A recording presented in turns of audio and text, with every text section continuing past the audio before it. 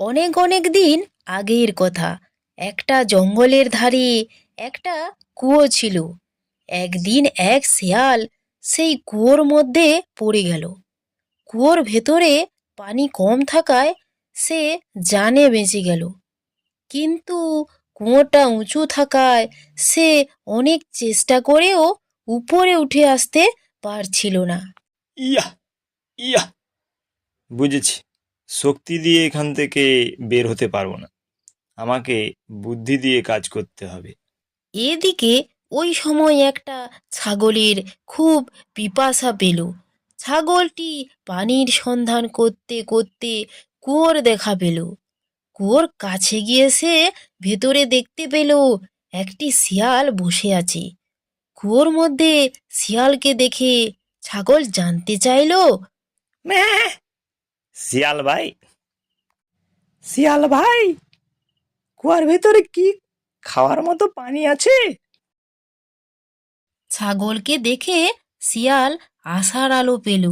সে তখন নিজের দুরবস্থার কথা চেপে গিয়ে একগাল হাসিতে মুখ ভরিয়ে নানাভাবে সেই প্রাণীর প্রচুর প্রশংসা করতে থাকলো। শেয়াল বলল, এই কুয়োর পানি এত সুমিষ্ট যে আশেপাশে কোথাও এমন পানি পাবে না। তুমি নিচে নেমে এসো, প্রাণ ভরে পানি খাও, কেউ তোমাকে কিচ্ছুটি বলবে না। শেয়ালের মিষ্টি কথায় আর দেরি না করে ছাগল কুয়োর ভেতর লাফিয়ে পড়ল। এরপর সে পেট পুরে পানি খেলো। তারপর শিয়ালকে বলল, ধন্যবাদ তোমাকে, আমাকে এত ভালো পানি দেওয়ার জন্য। ঠিক আছে ঠিক আছে, আর ধন্যবাদ দিতে হবে না।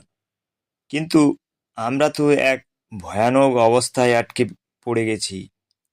দেখছো না কুয়োটা কতটা উঁচু? আমরা চাইলেও তো এখান থেকে বের হতে পারবো না। তারপর শেয়াল অনেক ভেবে একটা উপায় বের করলো। এই ঝামেলা থেকে মুক্ত হওয়ার জন্য একটা উপায় আছে।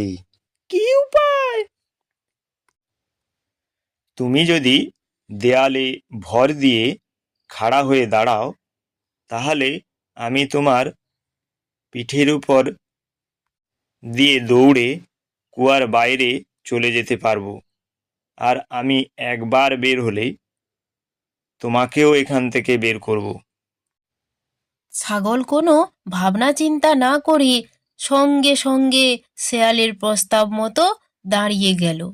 শেয়াল লাফ দিয়ে ছাগলের পিঠে চড়ল এবং ছাগলের পিঠে ভর করে সে নিরাপদে কুয়োর বাইরে বের হয়ে আসলো। বাইরে বেরিয়ে একটুও দেরি না করে শেয়াল সেখান থেকে পালানোর জন্য দৌড় দিল। আর এদিকে ছাগল শর্তভঙ্গের জন্য শেয়ালকে অভিযুক্ত করল। এমন তো কথা ছিল না, তুমি আমাকে বের না করে চলে যাচ্ছ কেন? ছাগলের এই অভিযোগ শুনে শিয়াল ঘুরে দাঁড়িয়ে চিৎকার করে বলল, ওরে বুদ্ধু, তোর শরীরে যত চুল, তোর মাথায় যদি সেই পরিমাণ বুদ্ধি থাকতো, তাহলে উপরে ওঠার পথ না ঠিক করে তুই নিচে ঝাঁপিয়ে পড়তিস না। এই বলে চতুর শেয়াল সেখান থেকে পালিয়ে গেল। ছাগল সেই কুয়ার মধ্যেই পড়ে রইল। বন্ধুরা, এই গল্প থেকে আমরা কি শিখলাম?